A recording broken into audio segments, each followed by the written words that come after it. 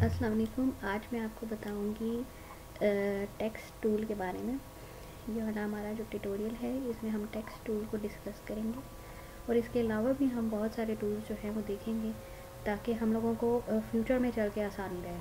ठीक है, text tool जो होता है बेसिकली हम लोगों के पास टेक्स्ट लिखने का काम करता है जिसमें हम बहुत सारा टेक्स्ट लिख सकते हैं।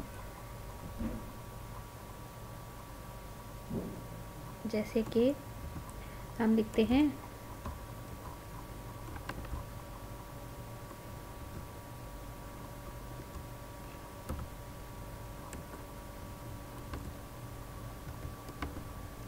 पाकिस्तान।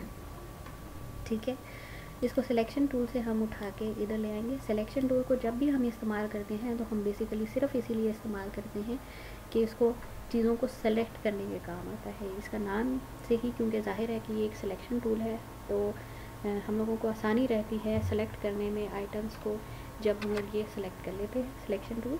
ठीक है, इसमें मैंने आपको बताया था कि आप चेंजिंग कर सकते हैं अपनी मर्ज़ी से। जैसे कि अगर आपने यहाँ से ले लिया है ग्रीन कलर, ठीक है, तो वो चेंजिंग्स हो जाती हैं उसके अंदर टेक्स्ट के अंदर। यहाँ पे टेक्स्ट की एक अलग से लेयर बनती है, लेयर के ऊपर ही हम लोग काम करेंगे। हमेशा जब भी हम काम करेंगे तो हम उसके लिए एक नई लेयर लेंगे।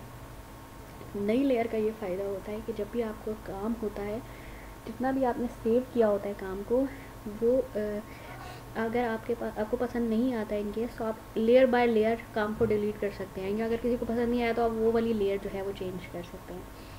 तो इसके लिए लेयर्स जो है ना वो बहुत इंपॉर्टेंट है। अगर हम लोग जो है वो फ़ोटोशॉप की बात करें, और हम लोगों को ये एज देती हैं कि हम अपनी गलतियों को ठीक कर सकें। ठीक है, नेक्स्ट ट्यूटोरियल्स में आपको फ़ोटो एडिटिंग के बारे में भी बताऊँगी।